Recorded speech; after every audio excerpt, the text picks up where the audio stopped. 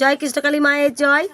এই ভক্ত মা উপকার পেয়েছে। মা বলো কি উপকার পেয়েছে মা? আমি মানে অনেকদিন আগেই মায়ের ভিডিও দেখি, আসার খুব ইচ্ছা, আসা হয় না, আসতে পারি না। একদিন আমার স্বামী অসুস্থ, ডাক্তার দেখাতে এসেছিলাম বর্ধমানে, নিয়ে বাড়ি গেছি। বাড়ি গিয়ে দেখছি আমার মেয়ে স্কুল থেকে এসেছে, হাতে জোর আঘাত লেগেছে, মেয়ে খুব কাঁদছে, ফুলে গেছে হাতটা। ভাবলাম ভেঙেই গেছে। খুব কষ্ট হলো যে আজকে সারাদিন বর্ধমান থেকে স্বামীকে নিয়ে এলাম, কালকে হয়তো মেয়েকে নিয়ে আবার যেতে হবে। আর মেয়ের এর আগে 2বার হাতে ফ্র্যাকচার হয়েছিল, বাচ্চা মেয়ে 5-এ পড়ে। নিয়ে মাকে শুধু মনে থেকে ডেকেছি। রাতে মায়ের মোবাইলে ফটো স্ক্রিনশট করলাম, পায়ের হাত দিয়ে মেয়ের হাতে বুলিয়ে খালি মায়ের নাম জপ করলাম। মেয়েকে বললাম মাকে ডাক, বলো আমাকে কষ্ট দিও না।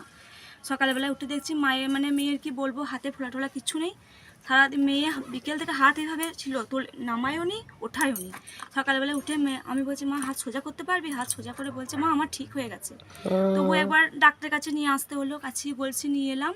ডাক্তার হাত থেকে বললো জোরে আঘাত লেগেছে, কিচ্ছু হয়নি। মানে তখন থেকে আমার প্রচুর বিশ্বাস হয়ে গেছে মায়ের প্রতি। আমার কোনো অসুবিধা হলে আমি মাকে ডাকি, মায়ের কাছে আরও আশা নিয়ে এসেছি। কোথা থেকে আসছো মা? আমি আসছি ওই গলসি, অমরপুর গ্রাম, গলসি রামগোপালপুর। মেয়েকে নিয়ে এসছিস? মেয়েরা আসা মানে ইচ্ছা ছিল, কিন্তু মেয়ের খুব ঠান্ডা লেগেছে, বাইকে এসেছে তো দূর থেকে, মেয়েকে পরের বার আনবো। ঠিক আছে। আমি জানি কৃষ্ণকালী মা কতটা জাগ্রত, কৃপাময়ী। যে ভক্তি বলে ডাকে মা কিন্তু তাকে সাড়া দেয়। মা সাড়া দেবেই।